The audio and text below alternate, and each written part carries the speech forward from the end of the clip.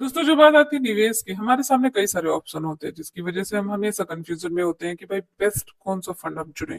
कौन सा फंड 2025 के निवेश के लिए काफी बेहतर माना जा सकता है। भाई इसको चेक करने के लिए कौन कौन से पैरामीटर हैं जिन्हें हमें चेक करना चाहिए, तो आज की वीडियो में आपका कंफ्यूजन दूर होगा। देखो, 2025 में निवेश के लिए टॉप 3 म्यूचुअल फंड का चुनाव करते समय यदि कुछ फैक्टर्स आपको परेशान कर रहे हैं तो आपको आज की वीडियो में सब कुछ डिटेल से मिलेगा। मार्केट की condition, long term growth potential, management quality, risk return balance, ये सब कुछ आपको इस वीडियो में बताने वाले हैं। यहाँ पर हमने टॉप 3 म्यूचुअल फंड की लिस्ट दी है जो कि अभी के टाइम पे निवेश के लिए सही हो सकते हैं, ठीक है। बट आपको स्टार्टिंग में डिस्क्लेमर दे दे कि ये वीडियो सिर्फ एजुकेशनल पर्पज से है, ये कोई सजेशन नहीं है, सिर्फ एजुकेट करने के लिए वीडियो बनाई जा रही है। तो फिर आप कभी भी म्यूचुअल फंड में निवेश करो, खुद की रिसर्च जरूर करना, ठीक है।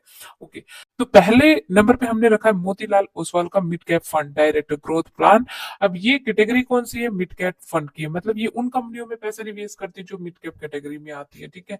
हाईली चांस होते हैं कि ये मिड कैप कैटेगरी की कंपनियां होती हैं वो आगे चलकर एक अच्छा रिटर्न आपको बना के देगी, ठीक है।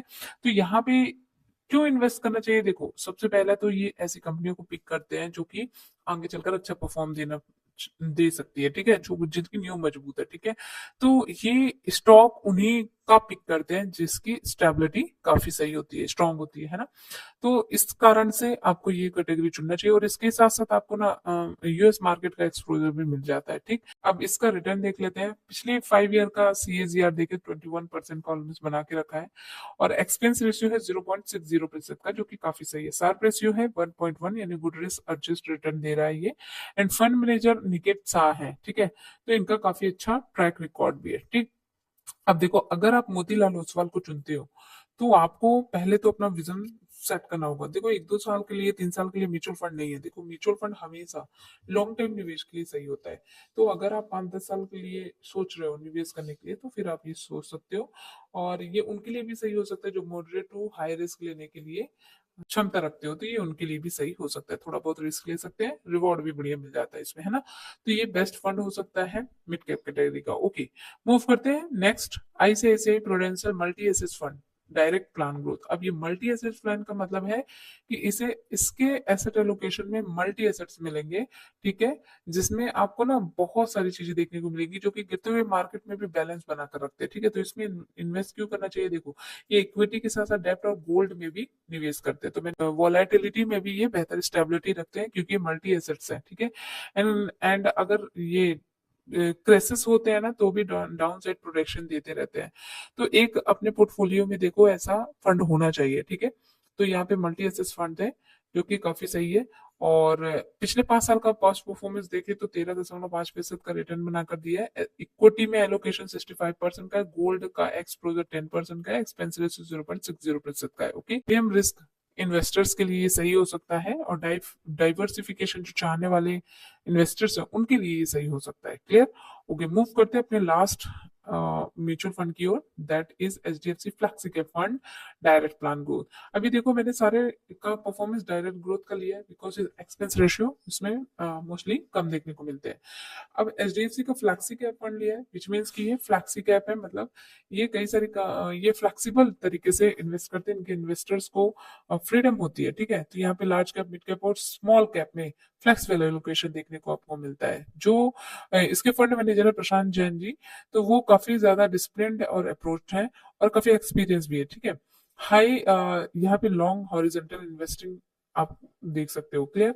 अच्छा, इसके फैक्टर्स क्या है इंपॉर्टेंट? देखो, 5 सालों में 16% का रिटर्न बनाकर दिया है, एक्सपेंस रेशियो 0.60% का है, ऑलमोस्ट बीटा 0.90 का है, मतलब मार्केट से कम वोलेटाइल है, समझ रहे हो।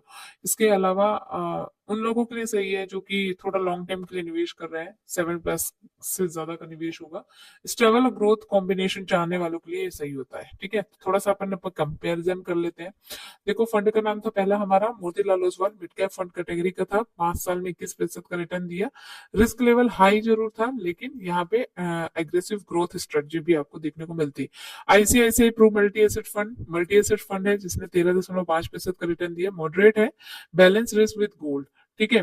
And HDFC flexi cap fund है, ये 16% का रिटर्न है, मॉडरेट हाई ग्रोथ है, डाइवर्सिफाई एंड डिसिप्लिन, ठीक है। यहाँ पे स्पेशलिटी यही है। तो अब यहाँ पे एसआईपी करना चाहिए कि लमसम करना चाहिए? ठीक है, दो कंडीशंस है। देखो, अगर आप एसआईपी करते हो मात्र 5,000 रुपए की 15 साल तक के लिए, तो अगर किसी फंड ने 14% का भी रिटर्न दिया, जैसा कि आप देख रहे हो 21, 13 और 16, 14% का भी रिटर्न दिया, तो ये आपके बन सकते हैं 27 लाख रुपए के लगभग। और यदि आप 1 लाख रुपए निवेश करते हो 15 सालों के लिए उसी रिटर्न रेट पर, मतलब 14% के सीएजीआर पे, तो आपका 7 लाख के लगभग बन सकता है। तो ये टोटली डिसाइड आपको करना है कि आपको एसआईपी करना है, आपको लमसम करना है। बाकी मैंने 3 फंड बता दिए जो कि काफी सही फंड है मुझे लगे, क्योंकि ये फंड काफी बैलेंस बनाकर रखते हैं।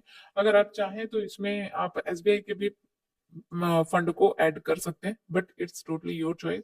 कभी भी म्यूचुअल फंड में निवेश करो यार, म्यूचुअल फंड में खुद के रिसर्च करना बहुत जरूरी है, तभी आप निवेश करो। आई थिंक आज का वीडियो आपके लिए हेल्पफुल होगा। वीडियो हेल्पफुल है, वीडियो को लाइक किए बिना मत जाना, शेयर करना। ऐसे इन्फॉर्मेटिव वीडियो के लिए चैनल सब्सक्राइब कर सकते हो। Thank you.